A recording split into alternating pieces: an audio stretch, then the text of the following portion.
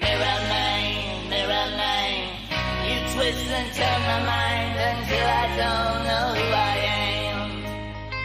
Mirror man.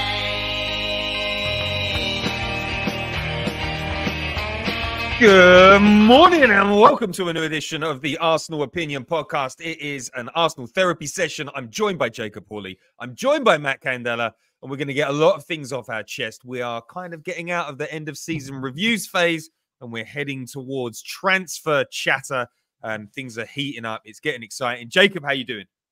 I'm good, man. It does feel like we're in a weird period, doesn't it? Where we've just done the Conference League final. We're just about to have the Champions League final, which we're unfortunately not involved in. But it kind of feels like that bit between Christmas and New Year, doesn't it? We're in purgatory. We're not quite in summer mode yet. We're not in transfer mode yet. But the season's very much over. But we're not thinking about next year yet. So it's a funny time.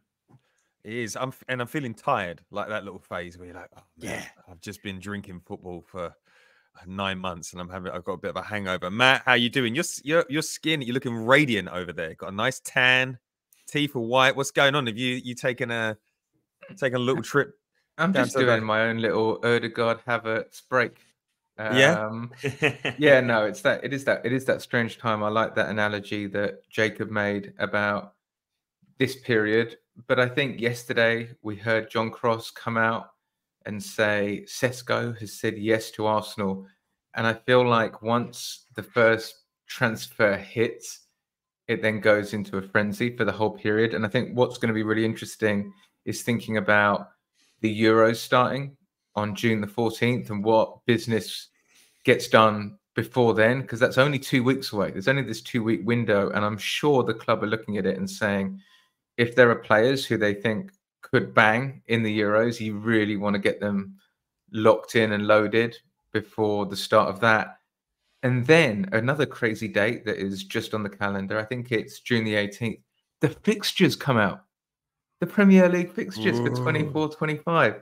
So I think we've got this 2-week period upcoming, and it's going to be really exciting and a lot happening. When that fixture list comes out, there are a couple of things that we've got to look out for, because I don't trust the guy that's doing those fixtures. Will Man City have a really easy run in the back end of the season? They get an easy run every season. It's like they go, well, they might be competing in the Champions League. Arsenal always get a shocking run into the back season. I'm going to have to do a little bit of analysis about that. I did one a few years ago because we were getting very unfair fixtures. Always had a big team after a Champions League or a Europa League match. Always had a rough Christmas period. Can't be having that this year, boys. Can't be having that this year. All right, haven't you accused the fixture computer of being a Spurs fan? I accused the fixture computer guy of being a Spurs fan once. I did. I got a data scientist to do an analysis, and he basically came out with the chances of Arsenal getting fixtures this bad, this consistently are like 0.0003%. And then the next season, we got very favourable fixtures. Was that all down to me? Yes. And the brilliant thing about that analysis as well is Spurs fans carried the message all around the world. Spurs fans were so enraged about it, and they were all tweeting it saying that I was nuts. Someone at the Premier League office knocked on that Spurs fan's door, said, listen, you've got to take down that Conte poster, and you've got to make sure Arsenal's fixtures aren't bad because Pedro from the Grove is coming after you. So don't thank me with a 5-star review if you like this podcast. All right. Let's get into that time of the show. Hottest of takes. Hottest of takes. The hottest of takes. The AOP, hottest of takes. Make it spicy. Jacob, we're going to go to you for the hottest of takes today. Where are you taking it? Hottest of takes. So, I've been away the last week, and during that time, Manchester United won the FA Cup final. And following that, I've had Man United fans in my DMs telling me that Manchester United had a better season than Arsenal. Have you seen this? Have you experienced this? Is it real? They genuinely believe it. They think Man U, like, because they won the FA Cup. Like, and the best equivalency I can think of with this, right? Imagine, like, for our season, imagine you've been on a night out, right? And it's the best night out you've had in 20 years. You've seen people you haven't seen in years. You're going to all the places you want to go to. You're going abroad in ways you haven't been abroad in a very long time. And you see a girl that you've wanted for 20 years. You see a girl that you fancied for years, right? And you dance together and you chat together and there's kisses and you're this close. You're so close. And then just at the end, she says to you, "I'm so sorry. I've got to return to my husband." And you go, "Oh, but we're so close." And she goes, "Look, I know, but I've got to go back to him." And you go, "But he's no good. He's crooked. You shouldn't be with him." And she goes, "I know, but next year, I promise you. But just, we've had a great night, but just for tonight, I'm afraid it has to end here." That's still a great night. And that's been our season. Manchester United's season has been rejections left, right, and centre, has been a few days abroad that they got kicked out of straight away, has been people not answering calls to them, has been people turning them down. And then right at the end of their night out, let's be honest, a 2 out of 10 gives them a little pass and takes them home.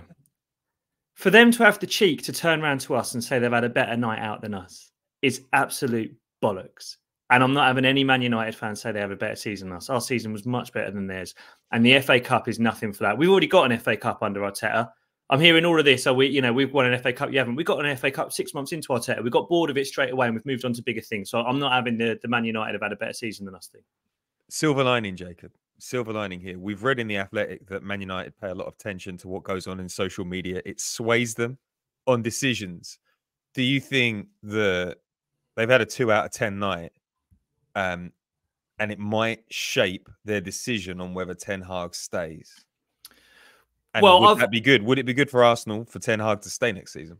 Yeah, I think it would. I mean, to stick with my analogy, it's that mate who's had the worst night out of his life because his aftershave absolutely stinks, who then managed to pull a 2 out of 10 at the end of the night, going, "You know what? I think the aftershave wasn't so bad." And you giving him a thumbs up, going, "Yeah, mate, keep wearing that crap." I think they are going to stick with him. And what I've read is that the reason they're going to stick with him is because they're waiting on Southgate. And that, for me, does it get any better? No, it Ten doesn't. Hag whilst you wait for Gareth Southgate. Well, it actually does get better, and we'll talk about the Chelsea managerial merry-go-round because I believe, Jacob, last time we were on a podcast together, you corrected me that McKenna wasn't going there, and you said it might be Mourinho. I heard Jose, yeah. It got worse. So we can talk about that a little bit later on the show. Matt Candela, you're waiting patiently there. Where are you going with this week's hottest of takes? Well, that was a beautiful love story, really, from Jacob. And I've got some news for you, actually, on that front.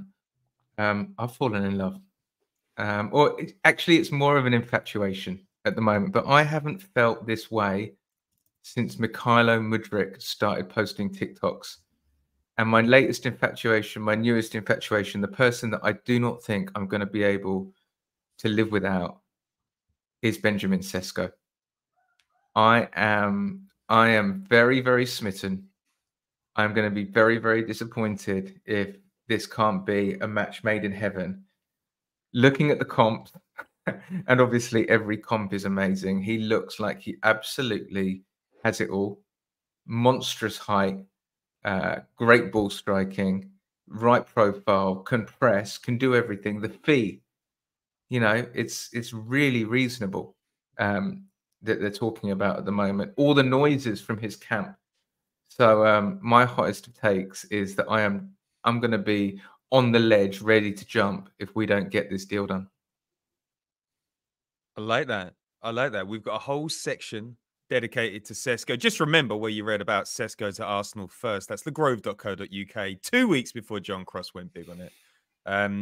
My hottest of takes this week is I'll keep it short and sweet, but I think Arsenal are about to make the biggest signing of the summer. I think Mikel Arteta is going to sign for another 4 years, and I don't think there is a better manager in the world for Arsenal right now. I've read people saying that he needs to win a big trophy next season or we should look somewhere else. Where else would you look? Everybody's trying to copy our managerial model. Nobody can come close because of the unique mix of ex-captain, knowing the backroom staff, absolutely loving the club and feeling incredibly grateful that he got the move to Arsenal.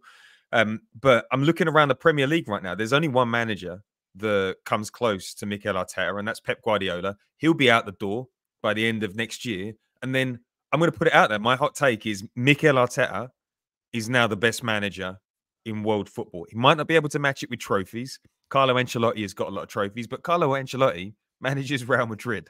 A little bit of a difference there, but I think technically and from a future perspective, I think we're tying down the best manager in world football. So that's my spicy hot take today. All right, let's move into the first topic of conversation today. Let's just roll into it.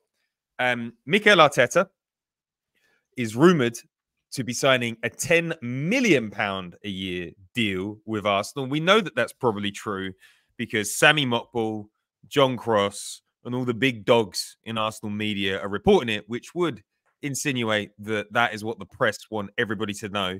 He is the highest paid manager of all time, topping Arsene Wenger. That's 192,000 a week. He's probably getting a lovely company car. Maybe he's getting custody of Win the Dog.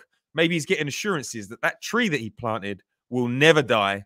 But Mikel Arteta is being given an absolutely monstrous deal by Arsenal. I don't think it quite levels up to Jurgen Klopp, who was rumored to get 40 million a year with image rights. Diego Simeone earns 30 million pounds a season, which is disgusting, but it definitely puts him in the top 5. Matt Candela, does he deserve this sort of money? He's not won a Premier League. He's not won a Champions League. Why are we rewarding somebody that hasn't won a trophy? He absolutely deserves it. I think you just have to look at who else is out there, the value of what he's created, the stability that he's brought. And I think the most incredible thing is that it's not even really a news story. There was a time when Arsenal could not get a single thing right in terms of player acquisitions, in terms of transfers, anything contract related was a complete nightmare. And now we have made something that could have been quite challenging, especially when you're looking at all the big clubs around the world who are in desperate need of a manager and are prepared to spend whatever it takes. The fact that this has been completely drama-free is just a testament to the relationship between Josh and Edu and Mikel Arteta. I love the way last season, when there was some rumours that Barcelona were going in for Arteta, he straight away rebuffed them, rather than try to sort of use them as leverage or even do the whole "you never know in football" thing, which many PSG tried as well. PSG tried. And PSG. So he absolutely deserves it. Give him what he wants. Just tell him to write the number down and just sign. Just get it signed. So it's brilliant news for us. Jacob, you grew up in the Arsene Wenger era. It was always touch and go whether he was going to sign new deals with the club. There were a lot of nervous moments when Real Madrid would be bandied around. Bayern Munich were interested. Why is there so little drama around Mikel Arteta this time? And do you think investing £10 million a year is money well spent?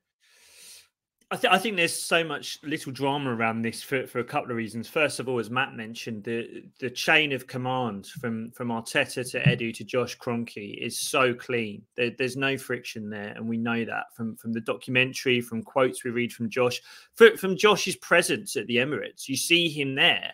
You see how keen he is to speak about how proud he is of Arteta and the work he's doing. The other thing I think that Arteta has, maybe in a way that Wenger doesn't, I think Arteta is incredibly sensitive to stability around the club. And I think he's incredibly sensitive to the effect it would have on the club if he were to give a quote to Guillem Balaguer saying that he does want to leave at some point.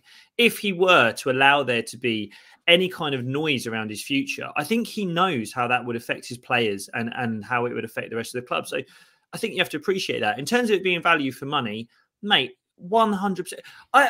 If you think about how thin the margins were for us winning the league this season, if Son scores that goal against City, we probably win the league, right? If Trossard finishes that chance and Emi Martinez doesn't make that save from about 3 feet out, we win the league.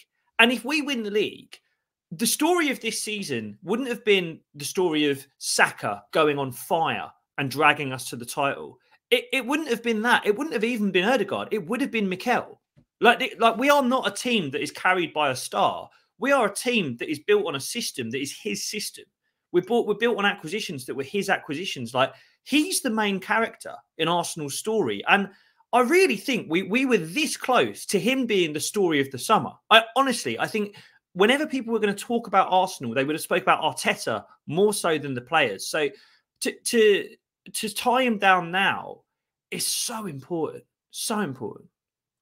Do you think we are adopting kind of a Man City light model? I mean, if Manchester City the MVP, if you were, is Pep Guardiola.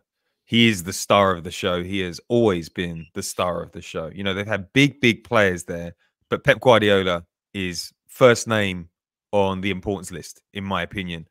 Matt, Jacob, do you think that Arteta is getting close to being one of the most important figures at the club at the moment? I think we need to start talking. We need to stop talking about ourselves as Man City light, because I think there's nothing light about what we do. We're not a less efficient, less effective, more cheaply put together derivative of Manchester City. I actually think we have a better system than Manchester City.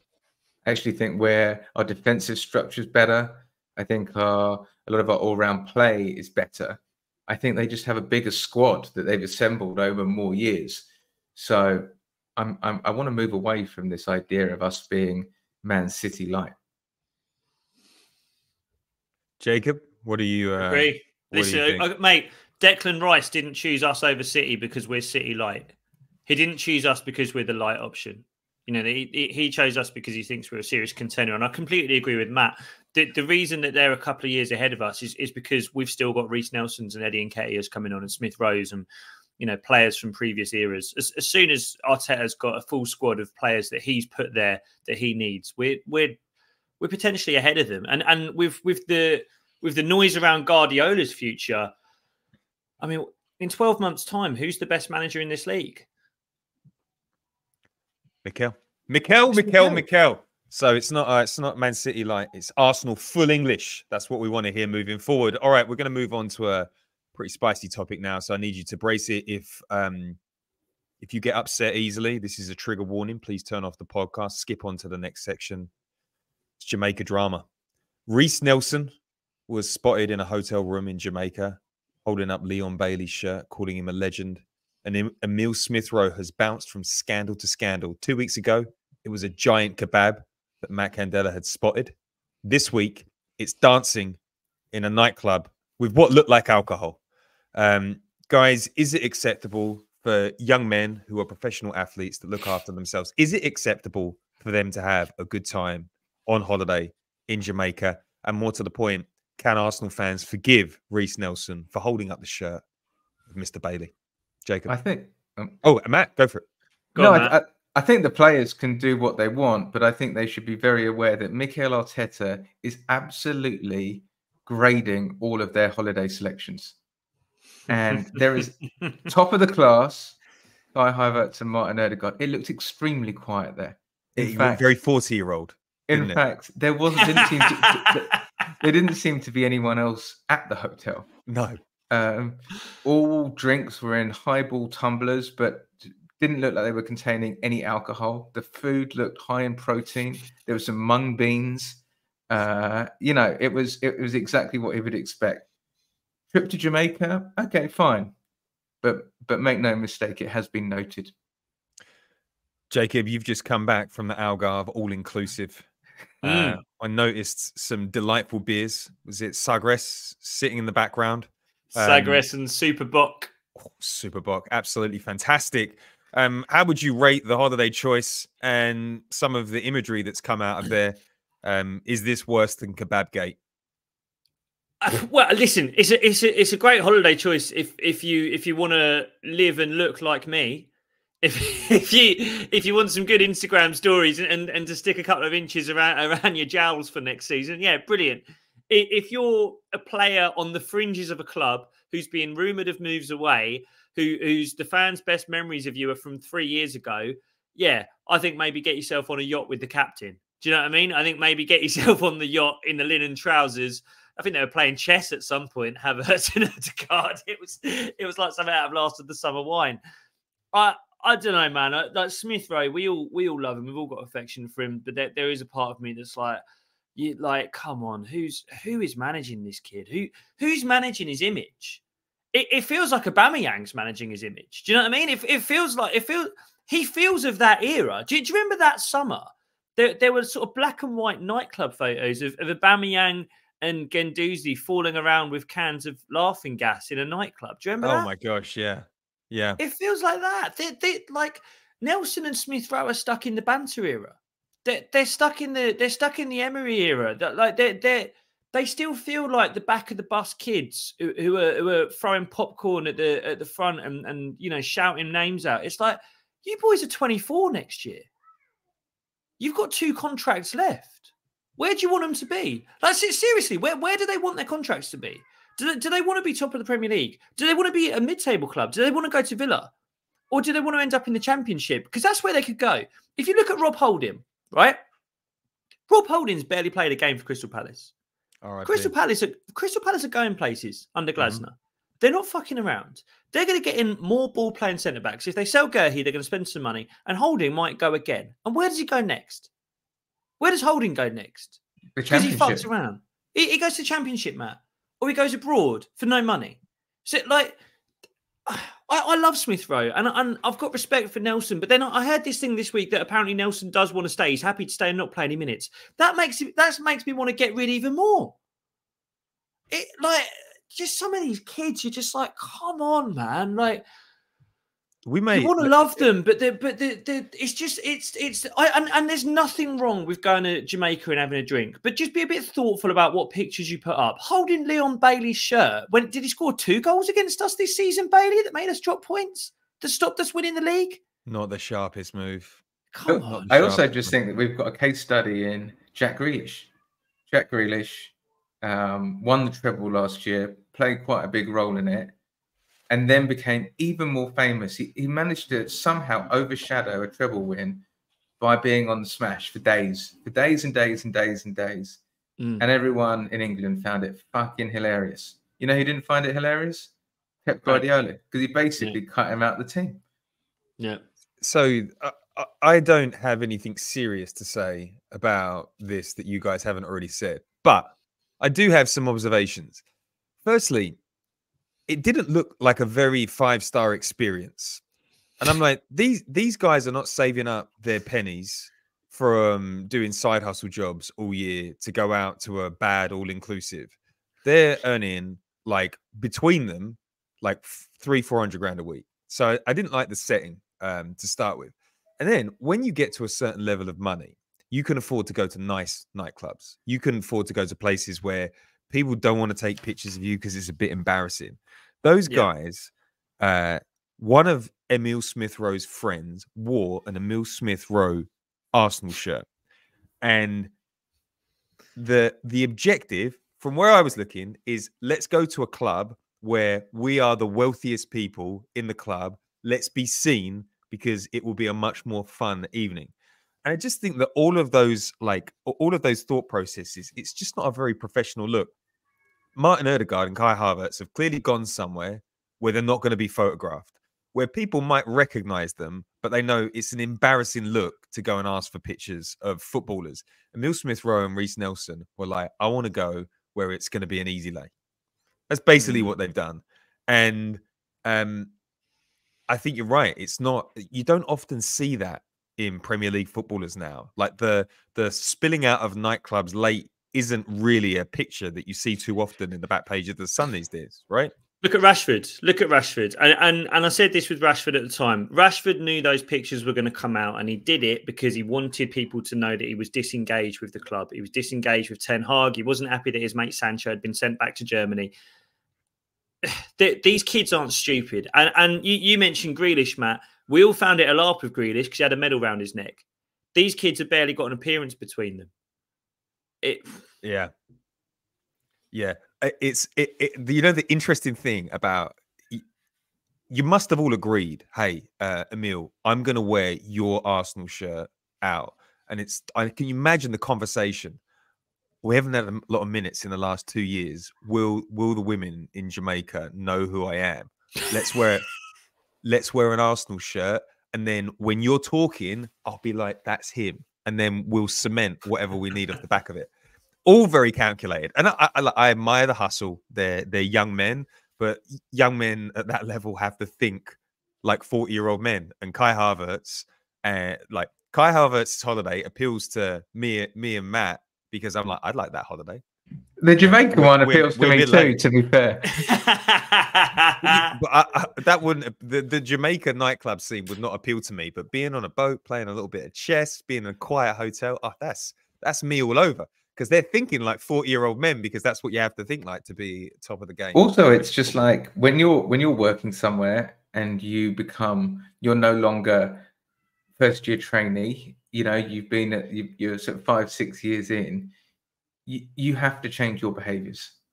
Yeah. And there comes a point where you can't just be getting on the smash with the new kids and trying it on with whoever's there. You just have to be like, I know I quite enjoy it, and I know I want to do it, but I'm trying to present myself as a different person, a different player. And yeah, there's no way Mikel Arteta doesn't know.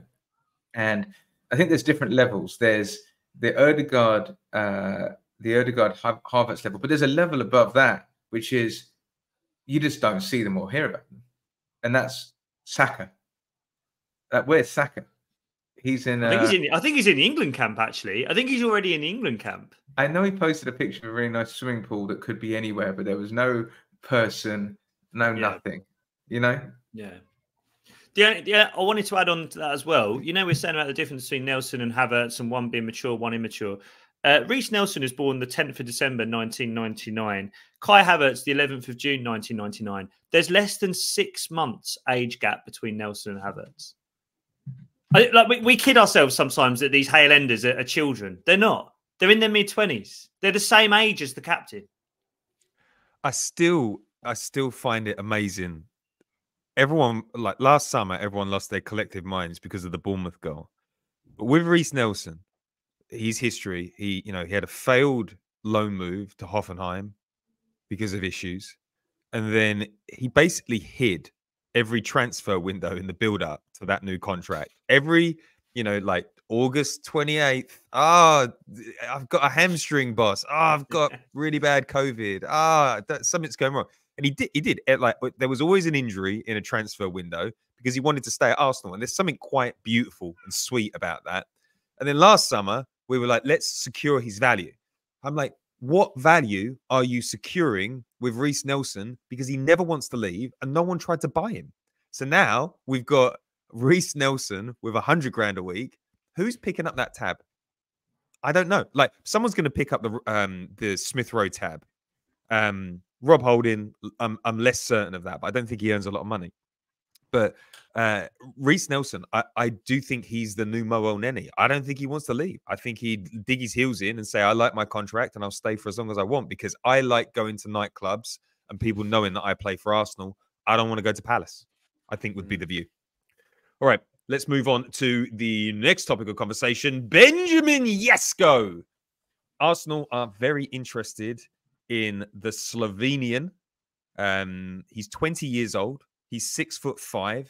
He scores a lot of goals. He has been the replacement in the Leipzig system for Erling Haaland. He's followed a similar path, but instead of going to Dortmund, he went to RB Leipzig. Scored a lot of goals in Austria. He's scored plenty of goals last season. Not a blowout amount, but I think the view is he's very raw. He's got a lot of upside. He is a Haaland light and has the same sort of ceiling.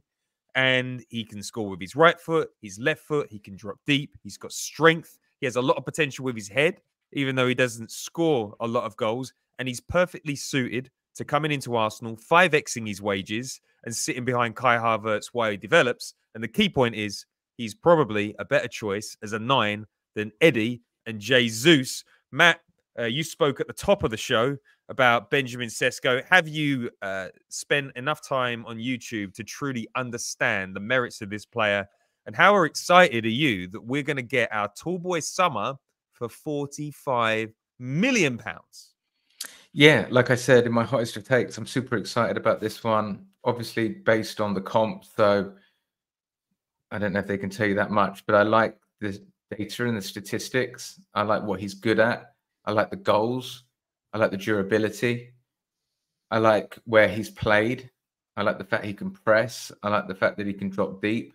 I like the fact that we're comparing him to people like Kane, to people like Haaland in those types of in that type of role. I love the fact that there's a lot of stuff that he can still improve on. I love the fact that he doesn't have to start right from the beginning, but I feel like we're going to allow him, again, almost Mudryk-esque, to get his development right and then start by giving him 20, 30 minutes. But if you need a goal with 30 minutes to go and you're saying 6'5" Benjamin Sesko, who's got bags of pace and can hit it with his right or left, already and Nketiah coming on to try and salvage something, which one are you going for? I know which one I'm going for, because especially that aerial threat, so much of late games is about the ball in the air and trying to attack it and take advantage of chaos. So I love everything about it. And I think the calculation they've made is they've gone 45 million for this guy or 100 million for the Isaacs or Osimhen, maybe even more. And you're looking at it and you're going, why the hell would we spend 100 million on Isak when we can get this guy who has got a more interesting profile? I think we all like Isak's resemblance to Thierry Henry at times, but in terms of profile, this is way more interesting. The height, the pace, the two-footedness. We can train the finishing. He's got the ball striking. It's a no-brainer from the scouts, and it doesn't disrupt too much, because I think we're going to need to get off to a really fast start next season, and there's going to be people coming back. I'm sure Slovenia they're likely to go out in the group stages, but it's a really great opportunity for him to. I would love it if he banged a couple against England. Obviously, in an England 3-2 win with Sesko scoring 2. Out after. Wouldn't that be good? England No, 3-2, Sesko scoring 2. Matt, we can't be hating on England. We'll get killed.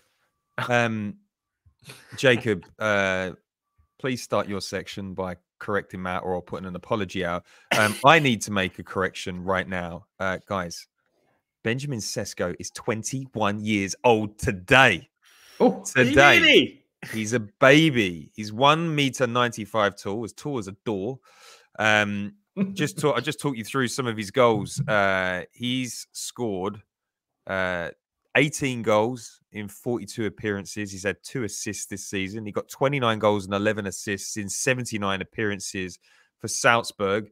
He is a centre forward. That's the only place that he plays. He doesn't float out wide or do any of that false 9 stuff. Jacob, you have been talking about strikers on this podcast. He's probably quite low down the list with fans, because I don't think anybody was expecting him. What do you make of Sesko, and what problem are we solving with him? I've got to be honest. I'm not. I think Matt, you lean to him straight away. He ticks your boxes, and he's what you like in a striker. I like the silky strikers. I like the Gabriel Jesus who can beat a man. I like Thierry Henry. I like when strikers are kind of pure footballers. There's another name we've been linked with, Joshua Zirkzee, who's maybe slightly more of that false 9 style player, that kind of receive on the half turn, beat a man, lay it off for someone else. But I said this earlier on in the season, but when you look along our front line, I think the only natural finisher and only really good striker of the ball is Leandro Trossard. I don't know if I'd call any of our other forwards natural finishers. I don't think Havertz is. I don't think Jesus is. Saka scores goals, but I don't think he's a great striker of the ball. You know, Martinelli had a really poor season in front of goal. Sesko just bangs goals. He just bangs the ball in the back of the net. And that's, I've seen people criticising his ability to pass the ball. I've seen that he's not as good at carrying as other options. He's not as good at threading people through. I think at some point you just need a big bastard of a striker who wants to whack the ball in the back of the net. And I want to just echo something Matt said, that if you're chasing a goal late on and you can have this guy and Havertz in the box, mate, bring back Kieran Tierney. Like, honestly, bring back KT. If that's what's going to be in the box, get a push and run fullback who wants to spam crosses, because we're going to be unstoppable. And this is something we know that Arteta's wanted, by the way. Look at the other forwards we were linked with over the last few years. Dusan Vlahovic, Dominic Calvert-Lewin. He's wanted a big boy for a very, very long time. And the fact that we could now get 2 of them on the pitch with Havertz and this guy, I think we'd be lethal. And I think he's at the right age where, exactly as you say, we can protect him, give him minutes here and there, and grow him. And that's what I'm really excited about. I don't think he's perfect. I don't think he's anywhere near as complete as someone like an Isak. but he's just got physical stuff that you can't quantify. Do you know what I mean? Like a guy that's that big and fast, it's just so awkward. It's so difficult to defend against. Yeah, I'd agree with you guys. I like we're taking a rough diamond and we're polishing it. Isak is a fantastic striker, but he plays in a system that is built on transition. He's a transition striker. We don't play that game, and I think you need to prioritize strength. And Sesko seems to have that in abundance. A 21-year-old that scores that many goals as a forward is a talent. And most strikers don't start scoring proper goals until they're 24 years old. So I think we bought him at exactly the right time. I like the variety of goals that he scores. He scores with his right. He scores with his left.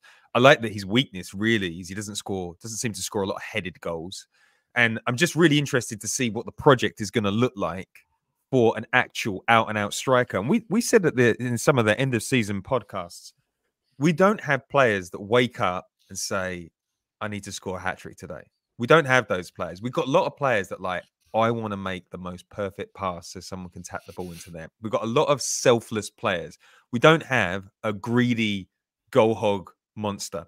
And we need that. You know, Cristiano Ronaldo was a goal hog. I know that we don't need that level of selfishness, but I like the fact that he's only got 2 assists this season. It means that he's focused on scoring goals. So it'd be really interesting to see what he brings to the team. And the other thing that I like about him, sometimes you're like, oh, I'm not too sure about signing players from foreign clubs. You know, Fabio Vieira was a bit of a splash, sort of similar price range, and he's flopped out. The reason I like buying from Leipzig is the only way that you can exist at Leipzig is if you are an absolute workhorse. You can't work in the system. Like the whole model it's an out of possession model. Everybody has to put it in, especially the striker, because the striker leads the press. So you've got a hard worker, you've got someone that's 2-footed, you've got someone with pace, height, and somebody that's probably really, really hungry to make an impact. It can't have passed him by that he's always been slightly overshadowed by Erling Haaland, who's a few years older than him. But, Salzburg lose Haaland, Sesko comes in, and it's, now he's got the opportunity to come to the Premier League, a club on the absolute march, and he's got the opportunity to show, I was actually the one that you should be paying attention to. So I'm really excited about this signing and happy that we're getting the business done nice and early. £45 million for a tall boy. It was going to be 80 million for Ivan Toney. This guy's 6 years younger. I love it. I absolutely love it. All right, let's move on to the next topic of conversation. Fuck around and find out season in the Premier League. Spurs fans were dancing in the stands when they were beaten by Manchester City. They were talking about their fears of Arsenal winning the Premier League. They were very, very focused on Arsenal in the back end of the season. They have missed out on Champions League football. And missing out on Champions League football means you miss out on Champions League money. I think, Jacob, you said on one of the podcasts a couple of weeks ago that Arsenal made more last season than they did in the last 5 seasons of European football outside of the Champions League. The consequences of that for Spurs have come quite hard. It's a big wet fish to the face. Timo Werner has signed another season-long loan. Jacob, talk to me about the Spurs fans' reaction to this. Is there some sort of cognitive dissonance going on here? Because I don't think they've quite worked out what Europa League football means for them next season. I think it's more. Yeah, they have got Europa, but it's more than a cognitive dissonance. It's almost an entitlement. It's almost like they feel like they're entitled to get world-class players in. It's like, why? I've heard them all season going, it's going to get better next year. We're going to properly replace Kane. We're going to get a world-class forward in that's going to replace Kane, replace Son, and we're going to be there again. And then you scratch your head and you go, why would you? Why would you get someone? Well, why would a world-class forward go there when there are so many better options in the Premier League? When there are so many clubs that pay more money than them. There are now so many clubs that can give European football that they can't give. What is there at Spurs? And I think the thing that they've really, really made the mistake of underestimating with what they did against Man City at the end of the season is the strength of recency bias. You are only as good as your last game. And unfortunately, in the summer following a Premier League season, you tend to think about clubs in the way they ended the season. It doesn't matter how good you were in October. It doesn't matter how many times some of you were talking about being in the title race in October. At the end of the season, you fucking stunk. They stunk. And it's not just that they stunk. They enjoyed stinking. And their manager didn't like the smell. And he didn't like the fact that other people were enjoying the smell. And I've got to be honest, it's not just that I don't think they're going to get good players in. I honestly think that manager's going to start looking around soon. I really do. And where they end up, because the thing is, Kane, they got lucky. Academy grab. And you know, he played out his time there, went to Germany. Son is on his last legs. They finally got a manager who looked like he knew what he was doing. I still think the jury's out a little bit on Ange's tactics. He looks fed up now. If Ange goes and they don't get this world-class forward they think they're entitled to, where are Tottenham? They are going to be... They're not going to be a Champions League club. It's almost beautiful that they got the Europa League as well, because I don't know how Ange is going to handle 3 games a week from the start of the season. His system exhausts players and breaks them. And I don't think anybody's cotton on to that. 3 games a week, and it's going to be trouble early on. Matt, you highlighted the cognitive dissonance to Spurs fans, reminded them that they begged to be in a transfer market where signing Timo Werner for another season was the good option. Do you think Spurs fans deserve this? And is it going to get worse? Yeah, I mean, I think, do you remember when we had that transfer window and we signed Ramsdale, Tomiyasu, Ben White, Ødegaard, and someone else maybe? Can't remember. But I think they had their version of that window last year when they signed Vicario. Good. Van de Ven. Very good. Really good. Maddison. Not so good. And Brennan Johnson. Not very good.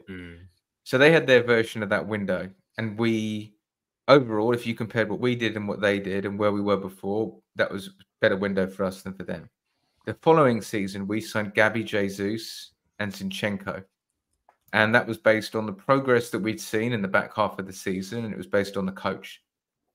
If Spurs just want to stay, they want to keep progress up, they need to be signing players like Jesus and Zinchenko.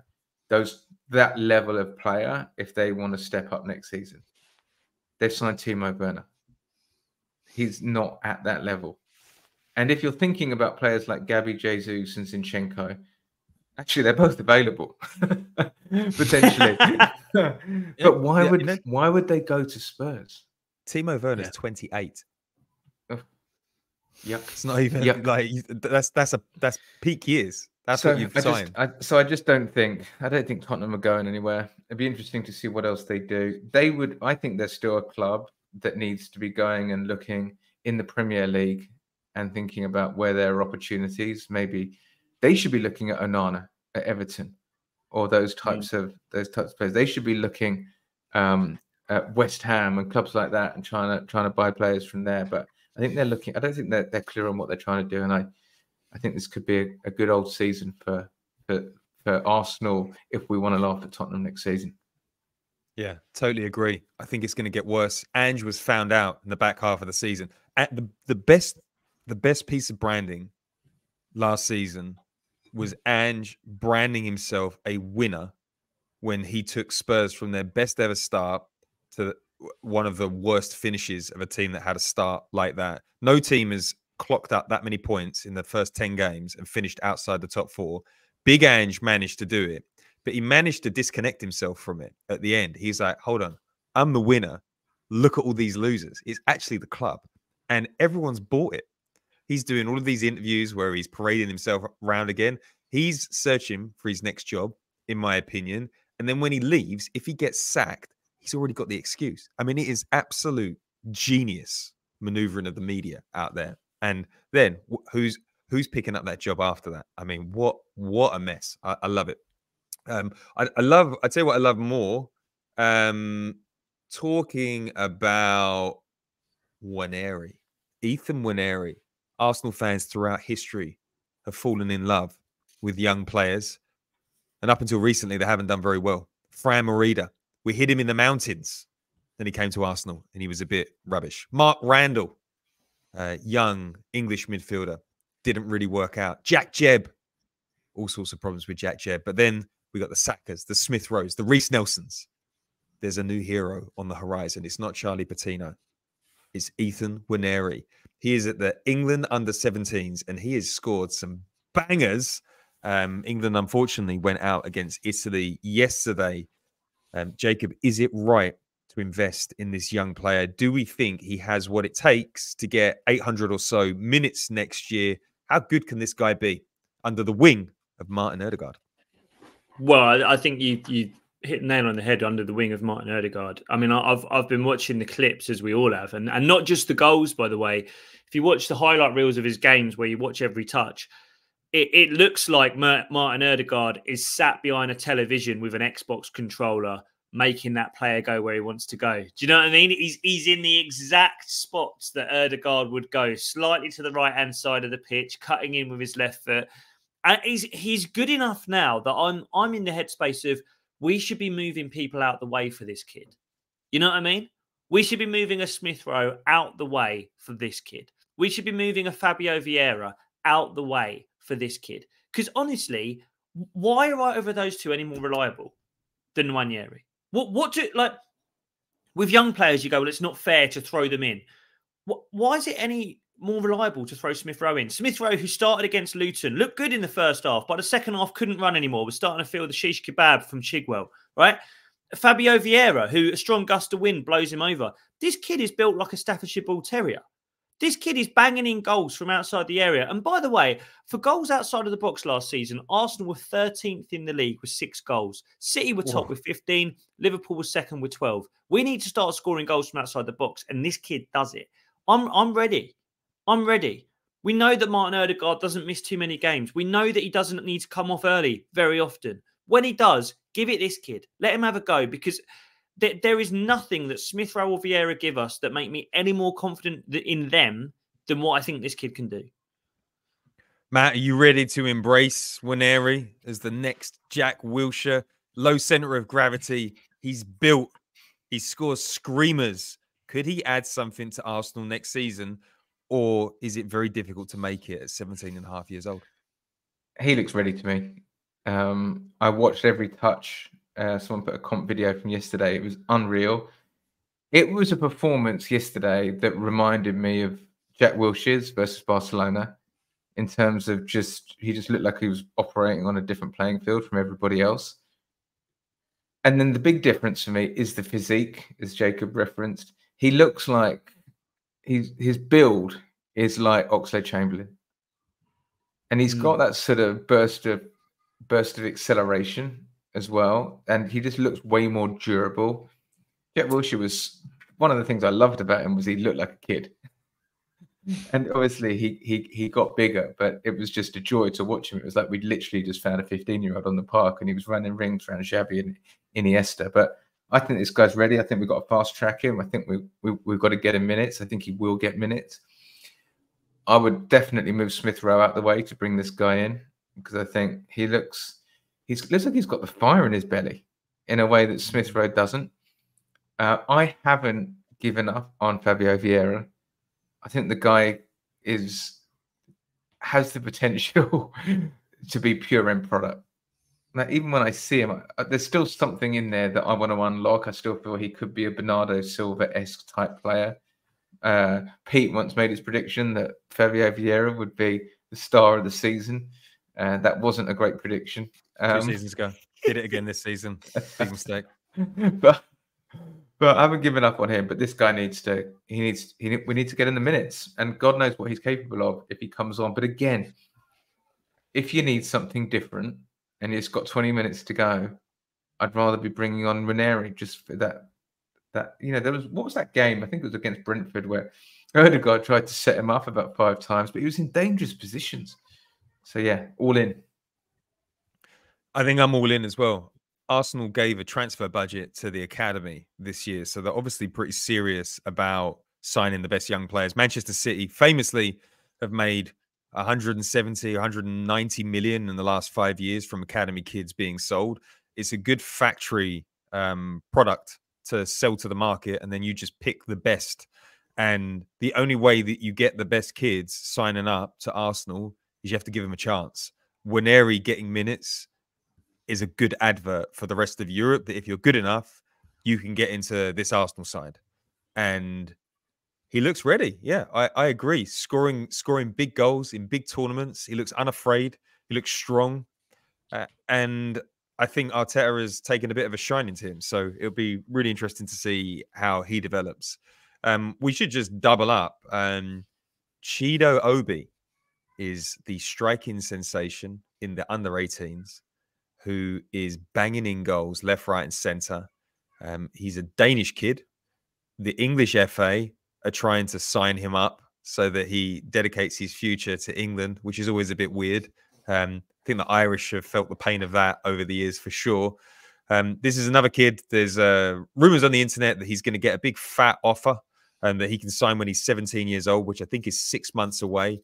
Guys, what do we make of this? Are Arsenal in the production line for elite kids now? Jacob, do you think that this is another exciting move?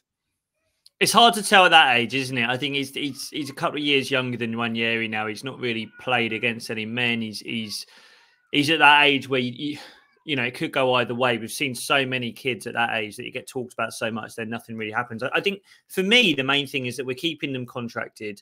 I think the next thing for someone like that is a smart loan. And then you want to see money come in. If it's not going to be at Arsenal, you need to see some money coming in. That's the next thing. I'm never expecting our academy to become a factory that gives us first team players every couple of years, because that's just not how academies work. If they can make us a bit of money every couple of years, I'm very happy with that. So just tying him down is great news. Matt, what do you make of that? Is it just a sign of the times that Arsenal are developing players that could potentially be shipped out or shipped into the first team? Yeah, I think he scored 9 goals against Liverpool, didn't he? I like his profile because it's a little bit more unusual. I mean, after all, Eddie Nketiah is the record goal scorer for the under-21s, I think. So scoring goals at a young age isn't necessarily a guarantee of top-class pedigree, but I think the profile's interesting. There's clearly something about him. He looks like he's got the lot. But again, too early to tell right now. But do not let these types of players slip through your fingers before signing a professional contract. Get them on the books. Because worst comes to the worst, we're looking at maybe an £8 or £10 million player now. Dortmund take him in a year, whatever. Or a £42 million player. I think we all free, forget. Yeah. Who's talking about Balogun this season? No one. Arsenal made that was a heist. Arsenal got away with that. All right, let's talk about Mikel Arteta. Oh my word! I mentioned him in the hottest of takes. Arsenal are clearly telegraphing to the world that they're going to make Arteta a very, very rich man on a £10 million a year contract. Matt, how important is it that we get Arteta tied down? And do you think that Man City potentially being out of the consideration set has made this a lot easier to get done? Didn't we do this section? No, we didn't. Did we? Have we done this section? Yeah, we did this section. I haven't even been drinking this week. What's going on? All right, let's talk about Chelsea. Jacob and I were talking on a podcast the other day, and I thought it was going to be McKenna. It wasn't McKenna. Jacob thought it was going to be Mourinho. It wasn't Mourinho. Where did they land? Enzo Maresca. Chelsea have disrupted the flow of their dressing room for a manager that took Leicester City up. Matt, what do you make of Enzo Maresca? You thought it was going to be McKenna. What's going on here? I think a lot of people at Chelsea thought it was going to be McKenna. I think this has really come out of left field. I think this obsession with Arsenal that Bowley and the team has. They've clearly identified us as the model that they want to replicate. They're jealous of us and they're trying to follow it. And they're going, well, we basically got the new Arteta because Maresca played under Pep and Pep must have liked him. And that means he's good and he looks a bit like Pep and he looks like he's got a bit more charisma than Potter and all of that sort of stuff. I don't doubt he's a decent manager, but I suppose a lot of Leicester nearly blew it last year. And Leicester fans were up in arms saying that this guy just wouldn't change anything, despite their season threatening to implode, and they limped over the line in the end. But it certainly wasn't the crowning glory that it could have been. I think he was running, he wasn't Pep Guardiola's assistant coach. I think he was running the FPL 2 team. So that's not great. So fantastic, right? Yeah, let's just investigate this before you come on this one, Jacob. Casual Fox, obviously a Leicester Twitter account, said to a Fabrizio Romano tweet, he blew a 17-point lead, bottled every big team we had to play in the Championship, lost to Millwall and Plymouth when we needed points, only has one tactic and never will change from that. You are welcome to him. Jacob, it sounds like Chelsea signed a high-fash manager, and he's probably not as good as Pochettino. What do you think? All I'll say, you have to be very careful when you sign bald-headed men who used to assist Pep Guardiola, because it doesn't always go well if you ask Manchester United fans about that. It doesn't always work out. No, I at the start of that season in the Championship, Leicester were by far and away the best squad in that league, and they really should have won it at a canter, and they did still win it. But I don't know.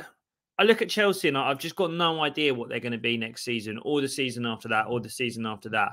They're such a basket case of a club now that you could roll a dice on what they're going to be. Do you know what I mean? Like I think the smart thing to have done would have been to get an experienced head in there. I mean, the smart thing to have done probably would have been to keep Pochettino. The way they were going the end of the season, they were starting to look a little bit worrying. And then they've just hit reset, got this guy in. God knows what he's going to make of that squad. And it's just going to continue as it is. They're just a mess, and it's great because we don't have to worry about them. I mean, I don't know if you've seen the reports today that Osimhen doesn't want to go there anymore, and that looked like it was done. They're fucked, basically, lads. When I look at Enzo Maresca, I just think you look very easy to fire.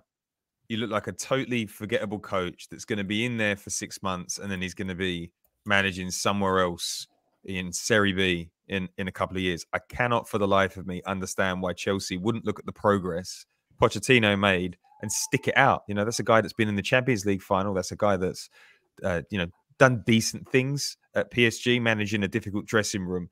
Those players are very young, very egotistical, expensive assets, and I just don't understand how he's going to come in and manage that dressing room, and I absolutely love it. All right, final topic, a bit of a heavy one, but Aubameyang has come out in the media and said that he was going through depression problems. He was struggling with the illness of his parents, and he's kind of laying down some mitigating circumstances for his decline in form. The drinking issue, we've seen pictures of him at nightclubs. Section of the Arsenal fan base has been calling him a liar and going off at him a little bit, and I think that is a bit unfair. When people talk about mental health issues, we should take them seriously. But I did want to get your thoughts on this, Matt. Well, why is he talking about this now? And is it now pretty clear why Mikel Arteta moved him on? Yeah, I think so.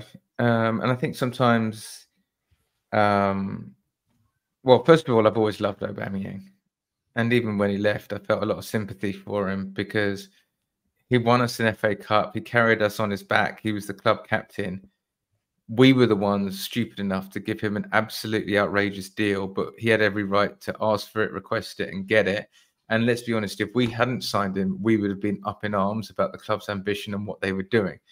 So there's sort of all that reality to it. I also have a huge amount of sympathy for him for his parents' illness and his mum and all of that sort of stuff. And I do wonder whether the club could, behind the scenes, have done a better job of supporting him. But the reality of professional footballers is they go training in the morning and then they're left to their own devices for the rest of the day and can do whatever they want. And he has always had his brother around, quite a big entourage of people who all seem to be having a lot of fun in the good times. And I don't know what it's like in the bad times. But, he touched upon heavy drinking to alleviate depression and all of those things. And again, have a huge amount of sympathy for him. However, when you are trying to create a culture, especially around young players, of how you behave as a footballer, and the role model, the captain, is clearly underperforming because of external factors, you can't allow that to happen. And so I think we can look at this with two eyes wide open. One is have a huge amount of sympathy for what he went through, a lot of understanding, and two, recognise that Mikel Arteta made exactly the right decision when it came to exiting Aubameyang. Jacob, you know, Aubameyang was the biggest personality in the dressing room. He was club captain. It sounds like he went off the rails a little bit due to pretty serious circumstances at the highest level of sport. Like, is there a way that you can accommodate that? Do you know? I'm sure you empathise with his plight, but what's your take on the realities of the situation? I think one thing you have to remember with the realities of the situation, I think part of the reason he was late returning to the squad was because of COVID procedures. I think I'm correct in saying that. There was social distancing and all those kind of things. It's really hard because I don't think there's going to be a situation like that ever again. Do you know what I mean? Where traveling to visit family members who are ill, and I echo what Matt says, that it's, you know, it's incredibly sad to hear of his mum. It was so difficult then, and we had a manager who was so young. You know, one thing that he was really keen to express in this interview was the way that Arteta ripped into him and how much that surprised him. And, you know, I kind of sympathise with Arteta because it must have been hugely frustrating and it must have been so difficult to have your captain doing that. At the same time, I'm sure Arteta probably looks back on that and thinks I could have handled it slightly differently. I don't think we're ever going to see that combination of factors again to create an incident like this. Do you know what I mean? I don't think, like, you know, Aubameyang, what is he, 32 now? 33? As we mentioned earlier, I don't think players at the top of the game now who are in their early to mid-20s, the Odegaards and the Havertzes, they don't live a lifestyle like that. They don't drive cars like that. They don't drink like that. And I don't think we'll see players like that again. I say that after most of Man City's squad have spent the last 3 weeks hammered. But I don't know. It was a very specific set of circumstances. It obviously could have gone differently. And I think all of them come out of it, you know, probably thinking that they should have acted slightly differently. I think the saddest thing with Aubameyang, I always remember with him, he's got that tattoo. He's got an Arsenal tattoo on his arm. This club means more to him than I think we ever realised, because he was a player that was with us mainly in times when we weren't in the stadium, mainly in times when we were transitioning between managers. It's just such a shame that a player of that quality, who clearly loved our club, came to us at such a weird time for the club.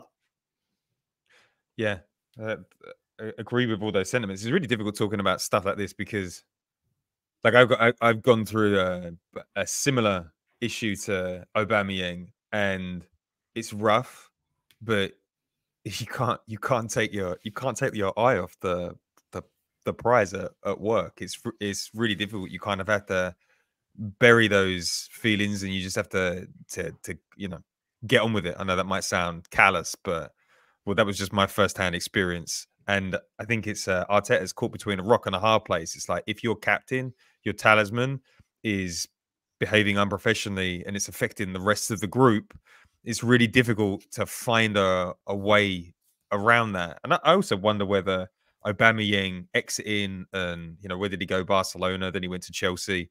Sometimes being in a different place can help with those issues. And it's, you know, looks like he found a home in Marseille, and he's scoring goals again, and he's back on his feet. And I think it's fair that he came out and spoke about it. I don't think people should be harsh. I think some of the, you know, everyone loves Arteta now, so everyone's jumping to his defense, calling Aubameyang a liar. I don't like that. I don't think people should do that. But it is the internet; you can't help it. But the most important thing is he's all right. He's got a secure next 30 years out of his football. Arsenal fans loved him. He won an FA Cup. Hopefully now he's said that, we can all move on to a greater summer. I think the other thing is that Arteta was trying to do two things. He was trying to build a winning culture at the club, but he was also trying to educate players just breaking through as professionals. Saka, Smith Rowe, Martinelli, they're all like 18, 19 years old at the time. So he was also educating them on what it means to be a professional footballer. And because of that, maybe if the whole squad was older, 24, 25, 26, he could have been a bit more human about it. But if he tells players who are 18, 19 that they can get away with that type of stuff, they're not going to fulfill their potential, and it's not fair on them to lower standards accordingly. Yeah, sometimes you've got to think about the team over the individual, sadly. All All right. Okay. Ending on a sour note. Have a great weekend, guys. Alcohol and mental health. Yeah. Let's end on some positivity. Jacob, where are you going this weekend? What's going on? Are you doing any shows? The tour's back on? Yeah, mate, I'm on tour tonight in Southampton. Probably too late to get any stragglers in for that. But next week is the big one, the Park Theatre, Finsbury Park. Chose it because it's near Arsenal. Next Sunday, the 9th of June. I'm fucking buzzing. It's gonna be a great night. Fantastic. And where can they find you on the internet? Jacob Hawley on Instagram at JACOBHOWLEY. Fantastic. Matt Candela, where are you performing this week? Oh, just at home, I think. No real plans. Was away last weekend. So it's a beautiful sunny day. So just looking forward to staying close to home. And maybe we'll squeeze in a little pod over the weekend. We definitely will. All right. On that note, if you're listening to this on a free-to-air, because it is a free-to-air podcast, we have loads of bonus content. You can get it at legrove.co.uk on the Substack if you like the writing included. And if you like it on Patreon, it's patreon.com/The Arsenal Opinion. And what we do love on this show is we love the 5 stars. So load us up with 5 stars. Tell us you enjoyed it. It really, really helps with the algorithm. And on that note, I'm going to gear up the music and say ciao for now. Ciao for now.